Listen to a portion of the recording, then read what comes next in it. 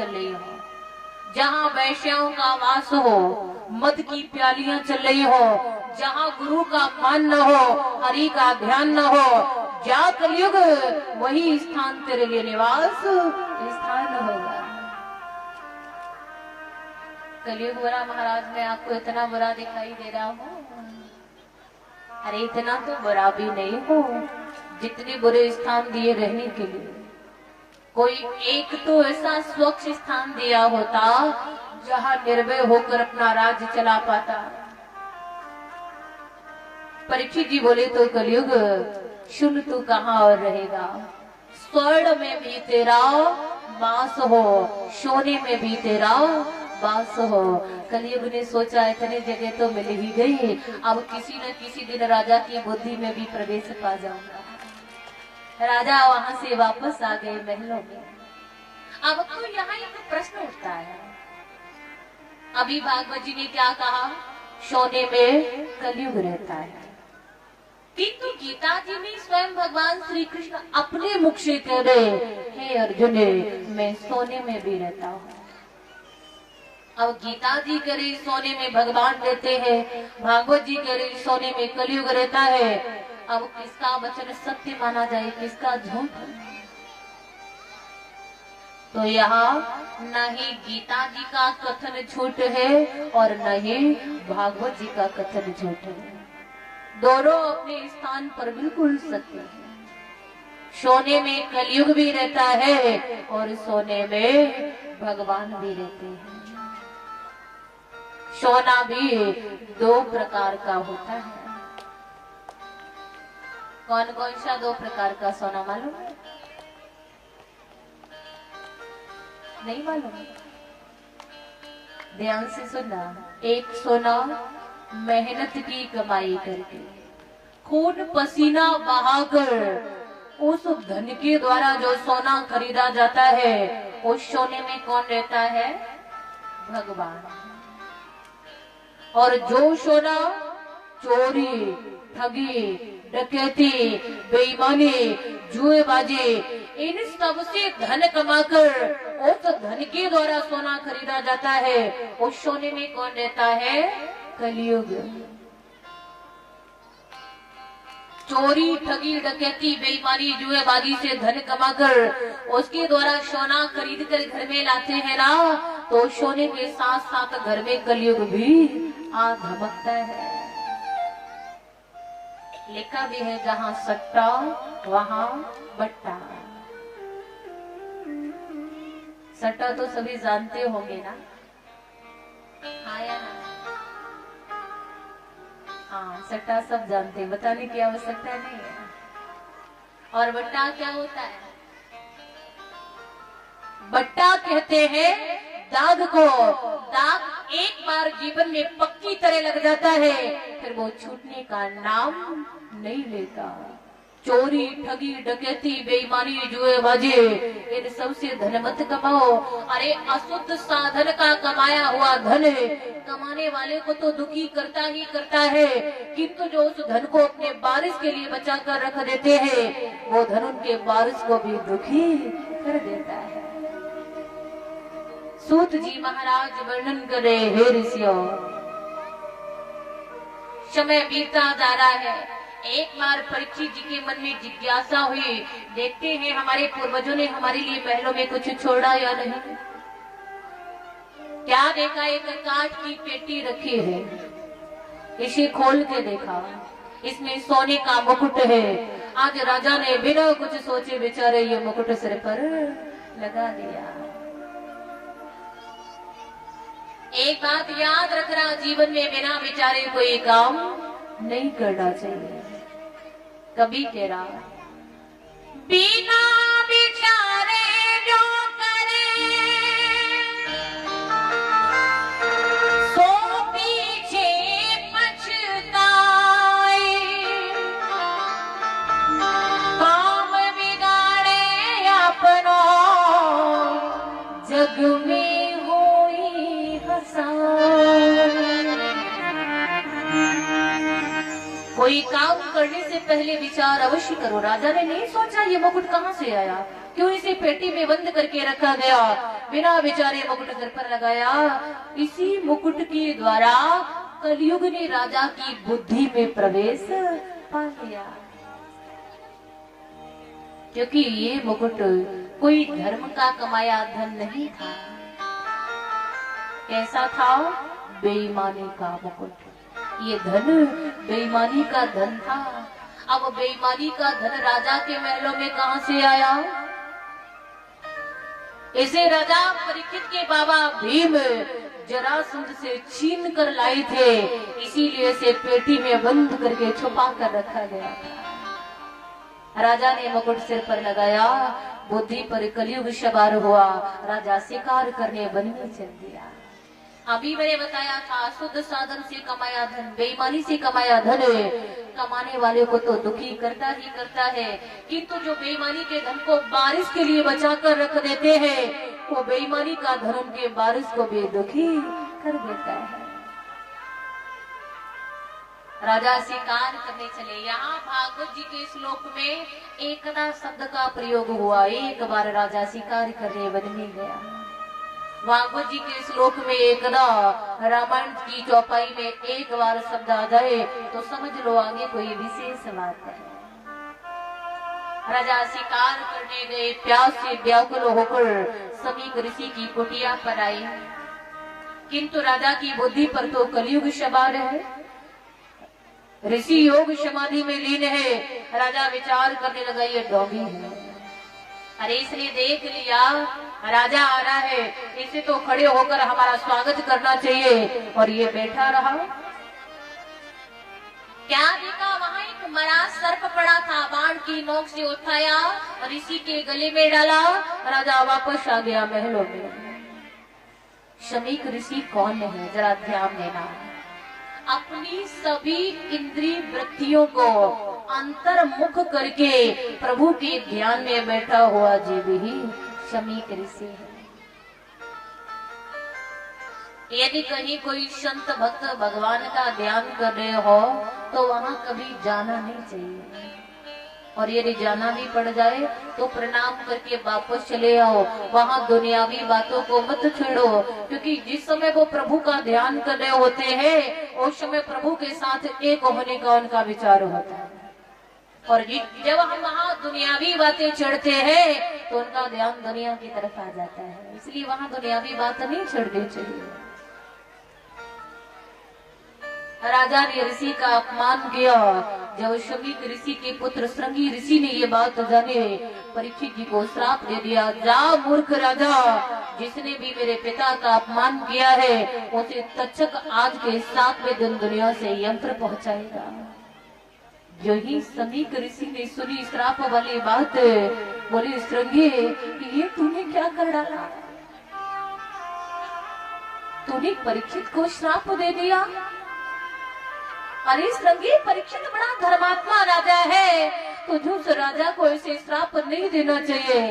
तू नहीं जानता उस राजा को ये फल की संगति का मिला है, इसमें कलियुग की गूढ़ चाल है, परीक्षित का कोई दोष नहीं। शमीक ऋषि ने अपना एक शिष्य भेजा, जाओ परीक्षित को सूचना दो कि तक्षक आज के 7वें दिन उन्हें दुनिया से यमपुर पहुंचाएगा। चला है शमीक ऋषि का शिष्य राजा के महलों की ओर। सूत जी महाराज वर्णन कर रहे हैं, ऋषियों, जैसे ही परीक्षित जी शिकार करके वापस लौट के आए और जैसे ही ये सोने का मुकुट सिर से उतारा, वैसे ही सारी बातें राजा के ध्यान में आने लगी। अरे भगवान, ये मुझे क्या हो गया था? मैंने एक पवित्र संत का अपमान किया, उसके गले में मरा सर्प पहनाया, ये तो अनजाने में मुझसे घोर अपराध बन गया। तू मुझे मेरे अन्याय का बदला दिलवा दे प्रभु, मुझे मेरे कर्म का दंड दिलवा। भक्तों, धन्य है राजा परीक्षित, जीवन में पहली बार गलती हुई, पहली बार भूल हुई, और उस भूल का इतना बड़ा भान हुआ, पानी तक नहीं पिया, बैठे बैठे पश्चाताप कर रहे हैं। बैठी बैठी पश्चाताप कर रहे हैं। समीक ऋषि का शिष्य आया, राजा से बोला महाराज आपको श्राप लग गया है, आपके 7वें दिन तक्षक आपको दुनिया से यमपुर पहुंचाएगा। जो ही ये बात सुने परीक्षित जी बड़े प्रसन्न हो गए। बारे भगवाने तूने मेरी पुकार सुन ली, अरे बड़ा उपकार किया जो मेरी पुकार सुन ली। मैं तो ऐसी दुनिया में फंस गया था कि तुझे भूल ही बैठा था। मैं जानता हूँ भगवान तूने अपने चरणों की तरफ लेने के लिए मुझसे ये कर्म करवाया है। और वक्त कौन है? वक्त वही है जो दुखों में भी प्रभु कृपा का अनुभव कर ले। परीक्षित जी बड़े प्रसन्न हुए। आज राजसी वस्त्रों का त्याग कर दिया, योगी का रूप धारण किया, राज्य छोड़ा। आज अकेले चलकर परीक्षित जी गंगा मैया के किनारे आए, एक बट वृक्ष के नीचे आसन लगाकर बैठ गए। याद रखना, जीवन में समय बदलते कभी देर नहीं लगती, इसलिए कभी अभिमान मत करो, क्योंकि समय बदलते देर नहीं लगती। जो राजा सदा गंगा मैया के घाट पर राजसी वेशों में आता था, आज वही योगी का रूप धारण करके आ गया। जो सैनिकों के साथ आता था रथ पर सवार होकर, आज नंगे पैर चलकर आया है। जो सदा फूलों की सैया पर रहता, वो जमीन पर आसन लगाए बैठा है। समय समय की बात है, समय समय का खेल, समय बदलते ना लगे कभी जरा सी देर। समय बदलने में देर नहीं लगती। लिखा भी है, जगत में समय बड़ा बलवान, जगत में समय बड़ा बलवान, जगत में समय बड़ा बलवान, जगत में समय बड़ा बलवान। सबके सिर पे राज करतो है, सबके सिर पे राज करतो है, तेरी धनिया भगवान। जगत में समय बड़ा बलवान, जगत में समय बड़ा बलवान, जगत में समय बड़ा बलवान।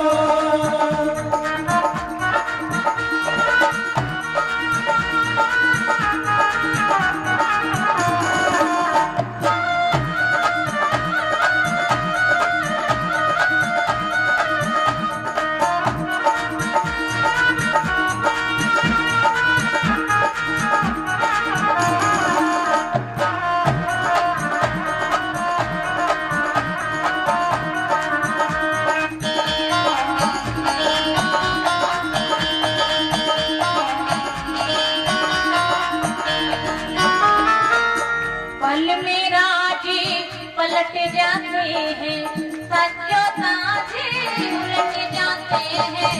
पल में ताजे उलट जाते हैं, सचो ताजे उलट जाते हैं। घटने वाले बढ़ जाते हैं, बढ़ने वाले घट जाते हैं। घटने वाले घट जाते हैं, बढ़ने वाले घट जाते हैं। घटने वाले बढ़ जाते हैं, बढ़ने वाले घट जाते हैं। बढ़ने वाले बढ़ जाते हैं, बढ़ने वाले घट जाते हैं। समय की अमूल्य पर दुनिया में, समय की अमूल्य पर दुनिया में, नाचे हर इंसान। जगत में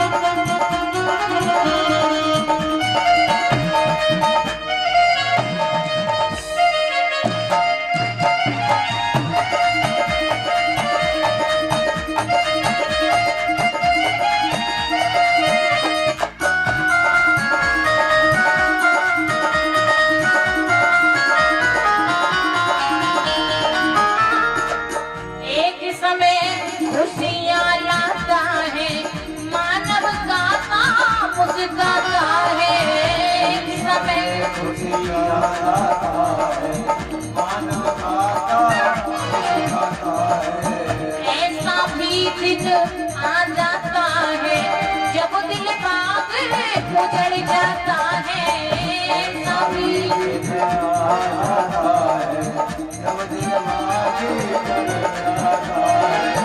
ऐसा भी दिन आ जाता है जब दिल बागे उजड़ जाता है सभी।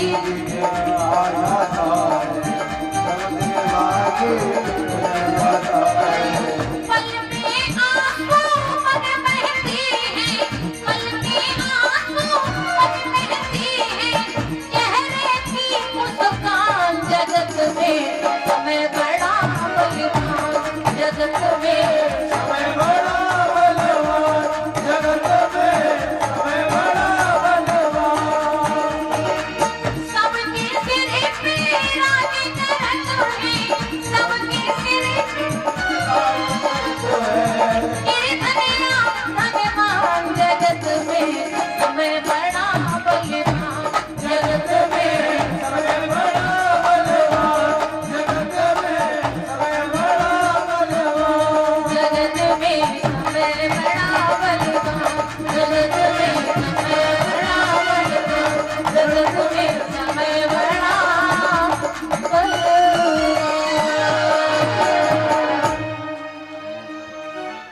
तुम समय के बदलने में कभी देरी नहीं लगती। और एक विशेष सूचना है, आज शाम को जो भंडारी की व्यवस्था है, समस्त गुजरी परिवार के द्वारा भंडारी की व्यवस्था की गई है। तो जितने भी श्रोता यहाँ कथा श्रवण करने के लिए आए हुए हैं, सभी कथा के बाद में प्रसाद अवश्य पा करके जाएं, सभी भोजन प्रसादी अवश्य पाएं। समस्त गुजरे परिवार की तरफ से ये भंडारे की व्यवस्था की गई है, तो सभी श्रोतागण भोजन प्रसादी पा करके जाएंगे। जय श्री राम। और बहुत बहुत धन्यवाद। ठाकुर जी ऐसे ही कृपा करें, जो कि ऐसे भक्त ऐसे आयोजन कराते रहे, उनके मन में ऐसे श्रद्धा भाव जागृत होता रहे। बहुत बहुत धन्यवाद। जय श्री राम। बोली वृंदावन बिहारी लाल की जय हो। आज परीक्षित जी गंगा मैया के आनंद घाट पर आसन लगाए बैठे हैं बट वृक्ष के नीचे। मैया ए मैया देखो, भाई बंधुओं की तरफ पानी पी रहे हैं तो कोई शोर तो नहीं हो रहा, और आपकी तरफ निवेदन है स्वयं भी शांति बनाए, बच्चों को भी शांत रखें, सबको पानी मिलेगा। कथा में भी कोई व्यवधान ना हो और आप पानी भी पीते रहें। जैसे भाई बंधुओं की तरफ शांति है, ऐसे ही आप भी शांति बनाए। बोली वृंदावन बिहारी लाल की जय हो। सूत जी महाराज वर्णन कर रहे हैं ऋषियों।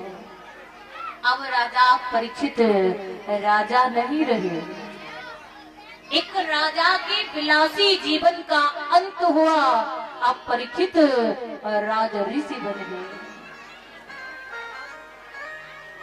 चारों तरफ के ऋषियों ने सूचना पाई परीक्षित जी को श्राप लग गया है, वो आज के 7वें दिन दुनिया छोड़ के चले जाएंगे। आज सब ऋषि परीक्षित जी के दर्शनों के लिए गंगा मैया के घाट पर पधारने लगे। वहाँ बड़े बड़े देव ऋषि, राज ऋषि, महर्षियों का आगमन हुआ है। सभी से राजा ने अपना पाप सुनाया। ऋषियों, मुझसे एक पाप बना है। क्या? मैंने एक पवित्र संत का अपमान किया है, जिस कारण मुझे ये श्राप लगा। अब ज्ञान की लंबी चौड़ी बातों के लिए मेरे पास समय नहीं है। मेरे पास कितना समय है ऋषियों? 7 दिन का समय। आप कोई ऐसा उपाय बता दे जिससे इतनी कम समय में ही मेरा उद्धार हो जाए। वो ऋषिजन मन में विचार करने लगे, ये राजा क्या पागल हो गया जो ये 7 दिन में मुक्ति पाने की बात कर रहा है। अरे मृत्यु के करीब का समय बड़ा नाजुक होता है, उस समय राम नाम जल्दी होठों पर नहीं आता। मानस में गोस्वामी जी ने लिखा, जन्म जन्म मोने जतन कराई अंतराम नहीं। अंत समय राम नाम जल्दी जुबां पर नहीं आता। अंत समय याद आते आज तो हमारे पत्नी पुत्र धन धाम सब छूट रहा है। जैसे डॉक्टर ने बेटा से कह दिया, बेटा अब तुम्हारे पिता बचेंगे नहीं, इन्हें घर ले जाओ, जो खाना चाहे खिला दो, जिससे मिलना चाहे मिला दो, अब ये दुनिया छोड़ के जाएंगे। बेटा पिताजी से पूछ रहा, पिताजी आपकी कुछ खाने पीने की इच्छा तो नहीं हो रही? अरे कोई इच्छा हो बता दो। पिताजी कह रहे, बेटा एक काम कर दे, वो भिंडी की फेमस मिठाई खवा दे, फिर कोई मरने में कोई कष्ट नहीं होगा। कोई कहता मेरी जो बेटी ससुराल में है, मेरी बेटी बुलाकर मुझे दिखा दो।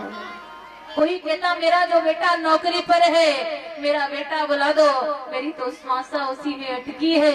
किंतु कोई नहीं कहता कि तुम सब थोड़ी देर के लिए मुझे अकेला छोड़ दो, मुझे प्रभु का नाम लेने दो, हरि का ध्यान करने दो, क्योंकि अंत भला तो शब भला। यदि मृत्यु सुधर गई है तो मानो सारा जीवन सुधर गया। इसलिए मृत्यु सुधारिए। गीता जी में भगवान श्री कृष्ण कह रहे हैं, अर्जुन जो अंत समय मेरा स्मरण करता हुआ शरीर त्यागता है, वो फिर मुझे ही प्राप्त हो जाता है। इसलिए मृत्यु सुधारिए। जिसकी मृत्यु सुधर गई उसे विचार करना चाहिए, हमारा तो सारा जीवन ही सुधर गया। और मृत्यु उसी की सुधरती है जो सारा जीवन सुधार के रखते हैं। तो दिनचर्या को ऐसा बना के रखिए, जीवन को ऐसे सांचे में ढाल के रखिए कि अंत समय परमात्मा याद आए। सारा जीवन हम जिसकी चिंतन में निकालते हैं, अंत समय हमें वही याद आता है। जैसे एक सुनार था जिसने सारा जीवन सोने के काम में बिता दिया, बुढ़ापा आ गया, जर्जर शरीर हो गया, रोगों ने घेर लिया, सुनार चारपाई पर पड़ा है, बाजार में नहीं पहुंच रहा है। एक महीना बीतने को आ गया किंतु सुनार बाजार नहीं पहुंचा। अब एक बात बताना, चारपाई पर वो भगवान का भजन करेगा क्या? नहीं, सारा जीवन सोने का चिंतन किया, अब चारपाई पर पड़े पड़े भी सोने का चिंतन करे, मालूम नहीं बाजार में सोना क्या रेट चल रहा होगा। बुखार बढ़ा है, बालकों ने डॉक्टर को बुलाया, डॉक्टर ने बुखार नापा, कहा बेटा तुम्हारे पिताजी को तो 105 डिग्री बुखार है। जरी सुनार के कान में 105 शब्द पड़ा। अब उसका ध्यान कोई अपनी मर्ज या डॉक्टर की तरफ तो था नहीं, उसका ध्यान कहाँ था? सोने की तरफ। 105 शब्द सुनते ही बोला बेटा बेच दे बेच दे। अरे मैंने तो 80 के भाव में खरीदा था, 105 हो गया तो देरी मत कर, जल्दी बेच, बहुत बड़ा फायदा है। ऐसे शब्द कहते हुए उसने अपना प्राण त्याग दिए। कहने का मतलब सारा जीवन जिसके चिंतन में निकालते हैं, जिसके ध्यान में निकालते हैं, अंत समय में वही याद आता है। इसलिए दिनचर्या को ऐसे सांचे में ढालिए, जीवन को ऐसा बना के रखिए कि अंत समय परमात्मा याद आए। इन ऋषियों में से कोई ऋषि परीक्षित जी को 7 दिन में मुक्ति पाने का उपाय नहीं बता पाया।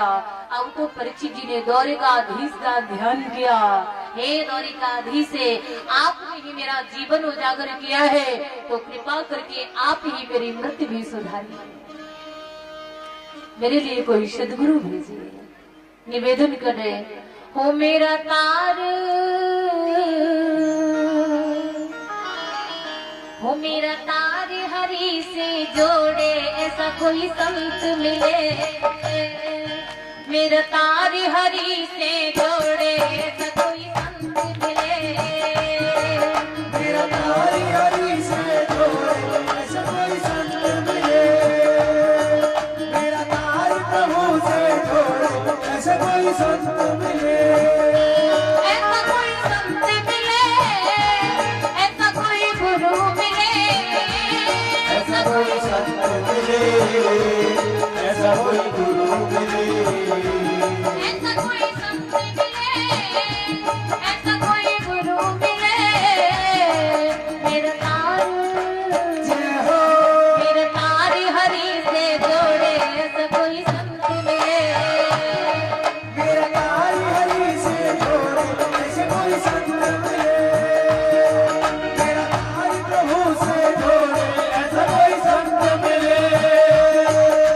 ताली बजा दो, सब भाव से बोले।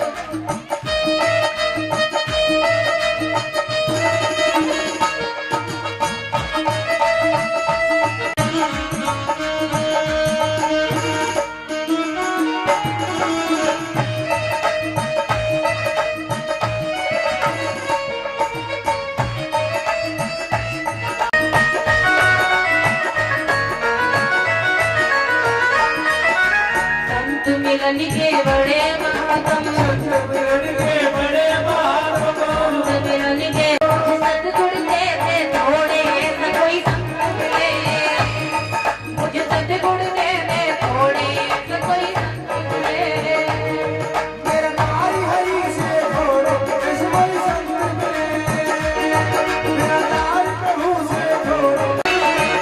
ऐसा कोई संत मिले, मेरा तार हरि से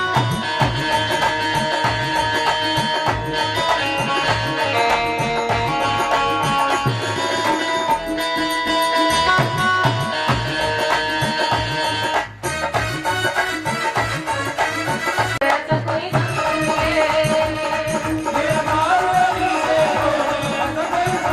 मिले, मेरा तार प्रभु से जोड़े। ऐसा कोई संत मिले।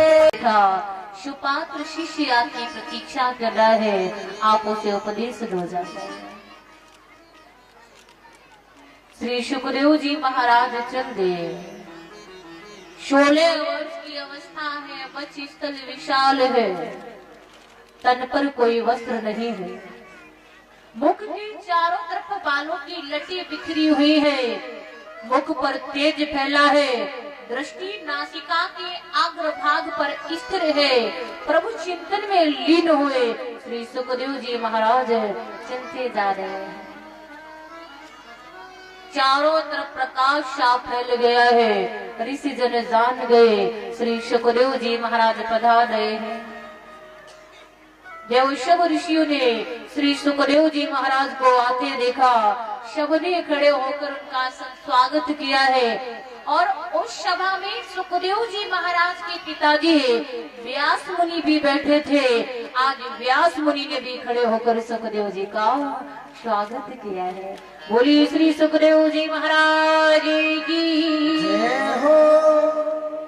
परीक्षित जी ने उनके चरणों पर मस्तक रखकर दंडवत प्रणाम किया, उच्च आसन देकर बिठाया, निवेदन किया है, यत्र प्रागच्छामि सिद्धिनं योगिनं परं गुरु,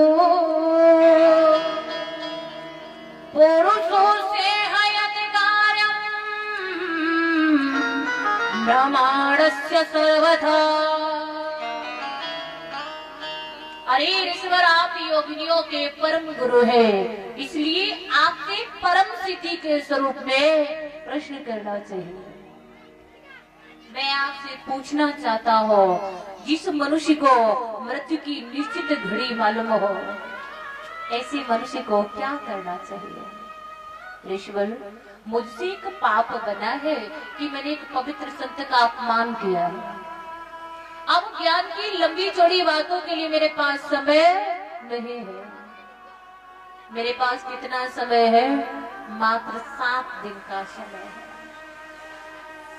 आप कोई ऐसा उपाय बता दीजिए जिससे इतनी कम समय में ही मेरा उद्धार हो जाए। जो ही परीक्षित जी ने अपना पाप अपने मुख से सुनाया, सुखदेव जी का हृदय गदगद हो गया। आप बताना, क्या आजकल पाप कोई किसी को बताना चाहता है? कोई बुरा काम करे, बताना चाहते कि मैंने ये बुरा काम कर दिया, और दान पुण्य करते हैं तब दान पुण्य का चारों तरफ बखान करेंगे, भैया मैंने इतना दान कर लिया, इतना पुण्य कर लिया, किंतु पाप करेंगे तो 5 वर्ष की अवस्था के बालक से भी छुप कर करते हैं। अरे कहीं ये देख कर ये किसी को बता न दे कि मैंने ये कार्य किया है, किंतु ये विचार करने वाले कभी ये नहीं सोचते कि वो देखने वाला तो हमारे अंदर ही बैठा हुआ है, क्या हम उसे छुप पाएंगे? अरे चोरी की बात छोड़, वो तो चित्त की चोरी भी जान लेता है, तन की जाने मन की जाने, जाने चित्त की चोरी, बामोहन से का छुपी, जाके हाथ में तीनों लोक की डोरी।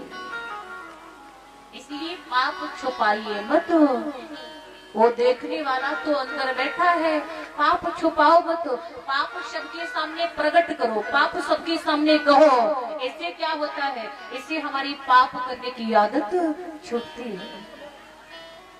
पुण्य को बताओ मत, यदि पुण्य का चारों तरफ बखान करते हैं तो उस पुण्य का प्रभाव कम हो जाता है, महत्व कम हो जाता है। और हम क्या करते हैं? कुछ भी कर लेंगे, भैया मैं तो जीवन में इतना कर चुका हूँ, इतना करा, फला जगह जाकर ये भंडारा, वो पुण्य, वो दान।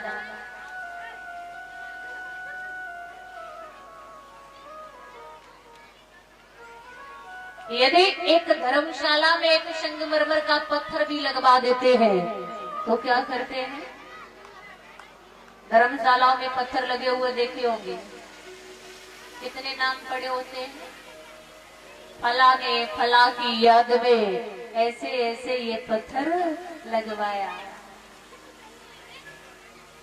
इतने नाम पड़े होते हैं, पत्थर पर अंगुली रखने की जगह नहीं मिल सकती। ऐसे ही एक धर्मशाला में एक पंखा लगा हुआ है। आपने देखा होगा धर्मशालाओं में जो पंखे कूलर लगे होते हैं उन पर भी नाम पड़े होते हैं ना? ऐसे ही एक धर्मशाला में एक पंखा लगा है और उस पर नाम पड़ा है क्या?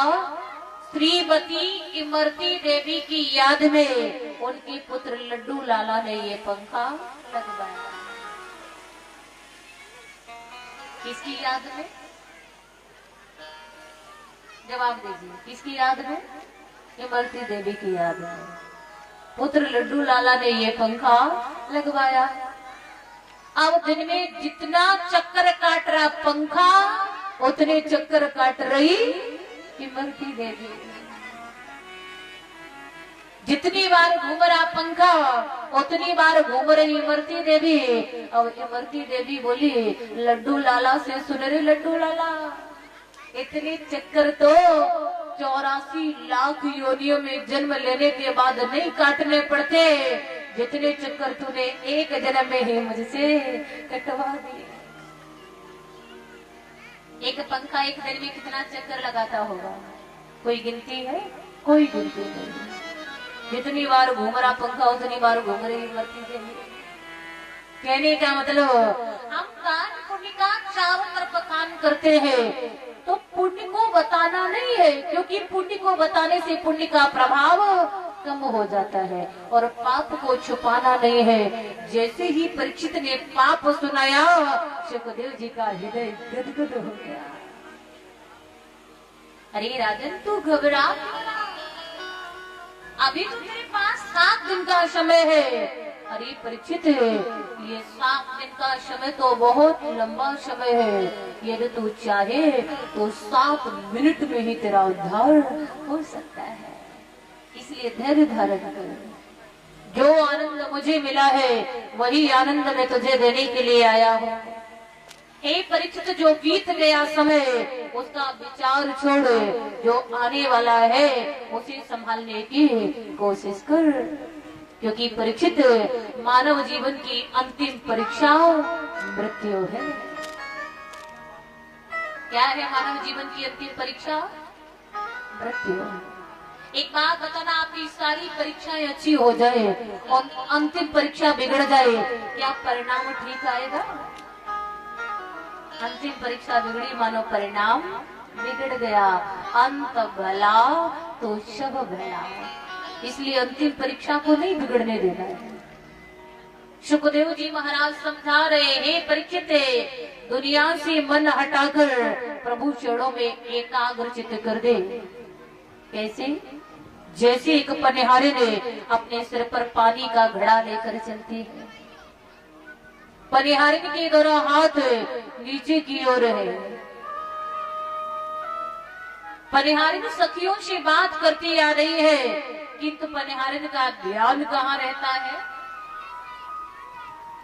घड़े के पास, चित्त घड़े के पास, मन घड़े के पास है। कैसे भी हमारा घड़ा गिरकर फूट न जाए। तो ऐसे ही तन से हमें संसार व्यवहार निभाने हैं और मन प्रभु चरणों में एकाग्रचित कर देना है। मन को समझाना है। चढ़ भंगुर जीवन की कलिका, कल प्रातः जाने खिली न खिली, मलयागिर की सुचि शीतल मंद, सुगंध समीर मिली न मिली,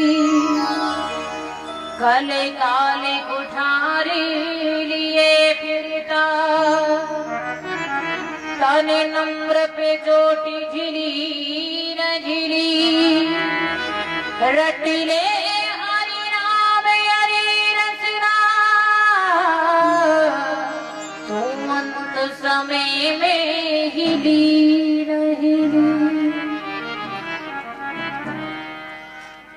तुम मन को प्रभु चरणों में लगा दो, हरि का ध्यान करो। जिन संबंधियों में फंसे हुए हो, जिन संबंधियों में फंसे हैं, अंत समय ये संबंधी साथ देने वाले नहीं है। एक कवि कह दे रहा, कसमी बातें प्यार वफा सब, बातें हैं बातों का क्या, कोई किसी का नहीं यहाँ, कोई किसी का नहीं, ये झूठे नाते हैं नातों का क्या, कसमें बातें प्यार वफा सब, बातें हैं बातों का क्या। ये सब झूठे नाते रिश्ते, अंत समय इनमें से कोई काम आने वाला नहीं है।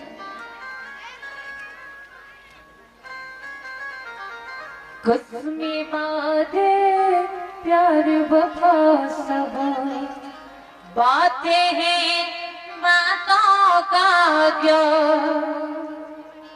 होगा मसीहा सामने तेरे, फिर भी ना बच पाएगा, होगा मसीहा सामने तेरे, फिर भी ना बच पाएगा, तेरा अपना खून ही आखिर तुझको आगे लगाएगा। संसार का नियम देखिए कि जिस पिता ने अपने जीते जी पुत्र पर आँच न आने दिए, वही पुत्र सबसे पहले पिता की चिता को आग लगाता है। तेरा अपना खून ही आगे तुझ में आगे लगाएगा, आसमान में उड़ने वाले मिट्टी में मिल जाएगा, कसमें बातें प्यार वफा सब बातें हैं बातों का क्या। और संसारियों का क्या नियम है? सुख में साथ रहेंगे तेरे, दुख में सब मुंह मोड़ेंगे। ये सुख में आगे आ जाते हैं और दुखों में पीछे हो जाते हैं। संबंधियों का नियम, यदि सुख का समय है तो आगे हो लेंगे और दुख आया पीछे हो जाएंगे। इसका सीधा सीधा एक प्रमाण दे दूं आपको। एक बात बताना, यदि किसी की बारात जा रही हो तो बारात के समय आगे आगे कौन चलता है? बाराती या दूल्हा? कौन? दूल्हा। जवाब दीजिए, कौन आगे चलता है? बाराती। बिल्कुल सही जवाब आया। आगे बैंड, उसके पीछे पीछे नाचते हुए बाराती और सबसे पीछे दूल्हे की बग्गी। ऐसे ही चलते हैं ना। यदि सुख का समय है, ध्यान देना, सुख का समय है, बारात जा रही है तो दुनिया आगे आगे और दूल्हा पीछे पीछे। और यदि किसी की अर्थी जा रही हो तब अर्थी में दुनिया आगे चलती है क्या? अर्थी में सबसे आगे कौन? अर्थी आगे और दुनिया पीछे। जब सुख का समय था तो दुनिया आगे दूल्हा पीछे, और दुख का समय आया तो अर्थी आगे और दुनिया पीछे पीछे। ये दुनिया सुखों में आगे दुखों में पीछे हो जाती है। कभी कह रहा है सुख में साथ रहेंगे तेरे, दुख में सब मुंह मोड़ेंगे। दुनिया वाले तेरे होकर तेरा ही दिल तोड़ेंगे। देते हैं भगवान को धोखा, इंसान को क्या छोड़ेंगे। कसमें बातें प्यार वफा सब बातें हैं बातों का क्या। कोई किसी का नहीं यहाँ, कोई किसी का नहीं, ये झूठे नाते नातों का क्या। कसमें बातें प्यार वफा सब बातें हैं बातों का क्या। तो यहाँ से कोई साथ जाने वाला नहीं है। अब कई लोग विचार करते, ये कौन नहीं जानता कि यहाँ से कुछ साथ नहीं जाएगा। फिर भी कथाओं में सत्संगों में बार बार क्यों बताया जाता है कि यहाँ से कुछ साथ नहीं जाएगा? इसलिए बताया जाता है क्योंकि जानते तो है किंतु मानते नहीं है। जानते तो सब है, यहाँ कोई साथ देने वाला नहीं है, किंतु जानते हुए भी ये मानते नहीं।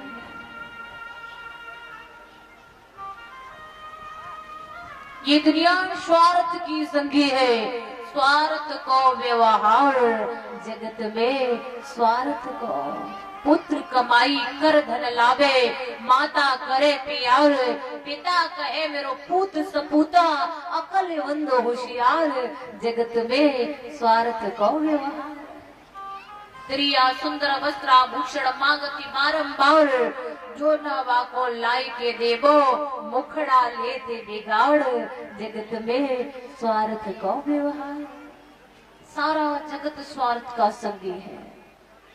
अपनाओ हर बिनी और नाओ कोई, मात पिता सुत बंधु कुटुंब सब स्वार्थ के ही होई। अपना हर बिनी और न कोई, या जग में कोई हितु न दिखे, मैं समझाऊं तोई। चरण दास सुखदेव कहे यो, सुन ली दो नर लोई। अपना हर बिने और न कोई। परमात्मा के बिना यहाँ अपना कोई नहीं है। वो परमात्मा ही सच्चा मित्र है, दुनिया स्वार्थ की संगी है। इसलिए निस्वार्थ प्रेमी परमात्मा से प्रेम करो। यहाँ थोड़ी दिन की जिंदगानी है, लिखा भी है किसी कवि ने। 4 दिन की जिंदगी है, 4 दिन का मेला है। आया तू अकेला जग में, आया तू अकेला जग में, आया तू अकेला जग में, जाना भी अकेला है। 4 दिन की जिंदगी है, 4 दिन का मेला है। 4 दिन की जिंदगी है, 4 दिन का मेला है। 4 दिन की जिंदगी है, 4 दिन का मेला है। आया तो अकेला जग में, आया तो अकेला जग में, आया तो अकेला जग में, जाना भी अकेला है। 4 दिन की जिंदगी है, 4 दिन का मेला है। 4 दिन की जिंदगी है, 4 दिन का मेला है।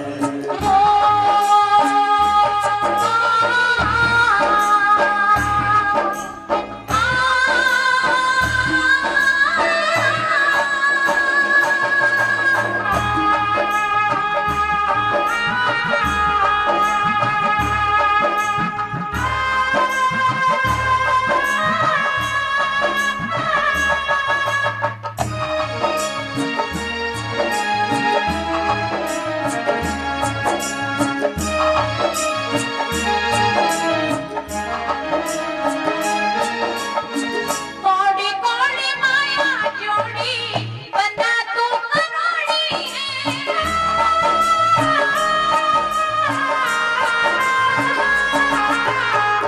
कौड़ी कौड़ी माया जोड़ी, बंदा तू करोड़ी है। कौड़ी कौड़ी माया जोड़ी, बंदा तू करोड़ी है। साथ नहीं जाए बंदे, साथ नहीं जाए बंदे, एक भी अकेला है। साथ नहीं जाए बंदे, एक भी अकेला है। 4 दिन के जाए बंदे, एक भी अकेला है। 4 दिन की जिंदगी है, 4 दिन का मेला है। 4 दिन की जिंदगी है, 4 दिन का मेला है।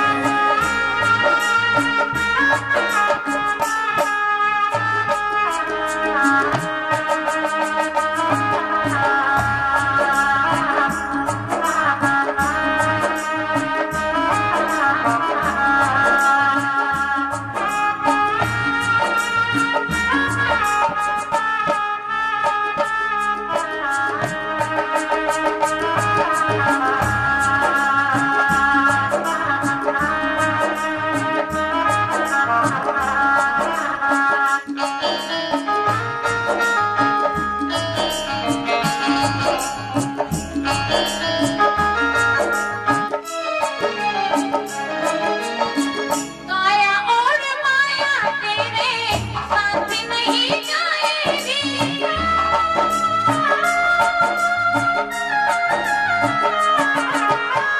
काया और माया तेरे साथ नहीं जाएगी। काया और माया तेरे साथ नहीं जाएगी। आदमी का तनिए बंदे, आदमी का तनिए बंदे, माटी जैसा ढेला है। आदमी का तनिए बंदे, माटी जैसा ढेला है। 4 दिन की जिंदगी है, 4 दिन का मेला है। आया तो अकेला जग में, आया तो अकेला जग में, आया तो अकेला जग में, जाना भी अकेला है। 4 दिन की जिंदगी है, 4 दिन का